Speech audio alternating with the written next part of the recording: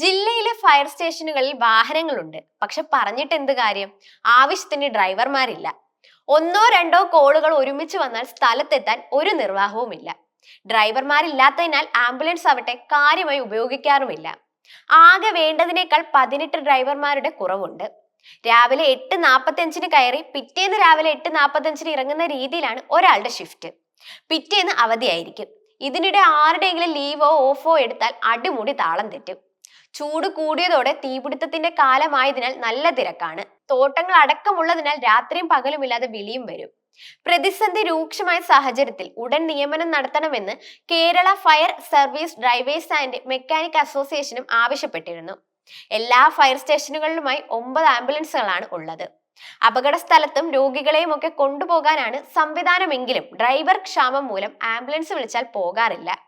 തിരക്കില്ലെങ്കിലും fire call വന്നാൽ പോകാൻ ആളില്ലാത്തതാണ് കാരണം.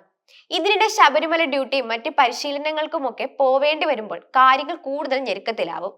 ഇവിടെയുള്ള ഭൂരിഭാഗം ഡ്രൈവർമാരും അന്യജില്ലക്കാരാണ്. ഇതുമൂലം അസമയത്ത് കോള് വന്നാൽ വഴിയറിയാതെ കൃത്യസമയത്ത് എത്താൻ പറ്റാത്ത സംഭവങ്ങളുമുണ്ട്. നാട്ടുകാരായ ഡ്രൈവർമാരെ അതാത് സ്റ്റേഷനുകളിൽ ജോലിക്ക് നിയോഗിക്കണമെന്ന ആവശ്യവും ഉയരുന്നുണ്ട്. 8 ഫയർ സ്റ്റേഷനുകളിലായി 60 ഡ്രൈവർമാരുടെ കുറവാണ് ഉള്ളത്. നിലവിൽ 42 ഡ്രൈവർമാരാണ് ഇപ്പോൾ ഉള്ളത്.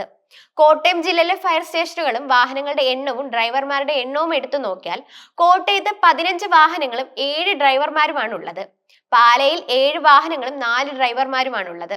ചങ്ങനാശ്ശേരിയിൽ 7 വാഹനങ്ങളും 6 ഡ്രൈവർമാരും, പാമ്പാടിയിൽ 6 വാഹനങ്ങളും 5 ഡ്രൈവറും, കടത്തുരുത്തിയിൽ 5 വാഹനവും 6 ഡ്രൈവറും, വൈക്കത്ത് 7 വാഹനവും 4 ഡ്രൈവറും, ഈരാറ്റുപേട്ടയിൽ 6 വാഹനവും 5 ഡ്രൈവറും, കാഞ്ഞിരപ്പള്ളിയിൽ 7 വാഹനവും 5 ഡ്രൈവറും. ഇങ്ങനെയാണ് നിലവിലെ കണക്കുകൾ. കഴിഞ്ഞ വർഷം മാത്രം ലഭിച്ച കോളുകൾ കോട്ടയത്ത് 736ഉം പാലയിൽ 339ഉം കടുത്തുരുത്തിയിൽ 273ഉം വൈക്കത്ത് 296ഉം കാഞ്ഞിരപ്പള്ളിയിൽ 327ഉം ഈരാറ്റുപേട്ടയിൽ 240ഉം ചങ്ങനാശ്ശേരിയിൽ 400ഉം പാമ്പാടിയിൽ 300ഉം എന്നിങ്ങനെയാണ്.